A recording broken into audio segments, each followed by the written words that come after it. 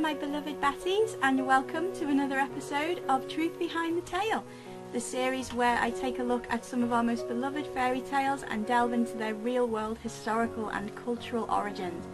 And today, Millie Moo and I are here to talk about Puss in Boots. The tale of the trickster cat is a very old one, as well as tales that depict animals as helpers for humans. One version, which might be a non-Western version of Puss in Boots, can be found in an 11th century collection of Indian folk tales. Featured in this collection is a tale from the 5th century AD, which follows a cat who tries to make his fortune in a king's palace, but fares much worse than in other versions. The oldest known variant of Puss in Boots which we might recognise comes from Italy by author Giovanni Francesco Straparola. It was included in La Piacevoli Notti in 1553, which was the first European storybook to feature fairy tales. In this version, the cat is actually a fairy in disguise, and it doesn't feature an ogre or a giant living in a castle, but rather a lord who conveniently dies in an accident.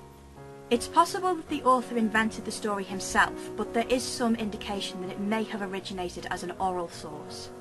Over 100 years later, in 1634, another story appeared, this time told by the Italian poet Basil.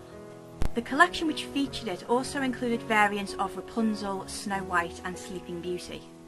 Here, the story is called Pippo and features the cat as a real feline for the first time. It's very similar to the tale which would later be made popular by Charles Perrault, but the main addition is that the boy promises the cat a golden coffin after his death for all of the work he has done. The cat decides to test the boy by pretending to be dead, and is horrified when he hears the boy tell his wife to take him by the paws and throw him unceremoniously out the window. In retaliation, the cat abandons his master to fend for himself. In another rendition, a fairy arrives and transforms him into a normal feline state so that he can be like other cats, and this might be an echo of the earlier story where the cat was in fact a fairy himself. The tale was also translated into French in the 16th century and subsequently passed into the oral tradition, where it's likely that Charles Perrault came across it and the Basil variant. When Perrault came to write his own version, he called it The Master Cat or Puss in Boots. It was published in 1697 as part of a collection of fairy tales which also featured many of his most popular tales, including Bluebeard, Sleeping Beauty, Cinderella and Little Red Riding Hood. The English translation of the Perrault collection was released in 1729, and ever since then all the stories it contained have been translated into various languages and published all over the world. Puss in Boots remains popular and has since been a source of inspiration for various composers, choreographers, artists and filmmakers.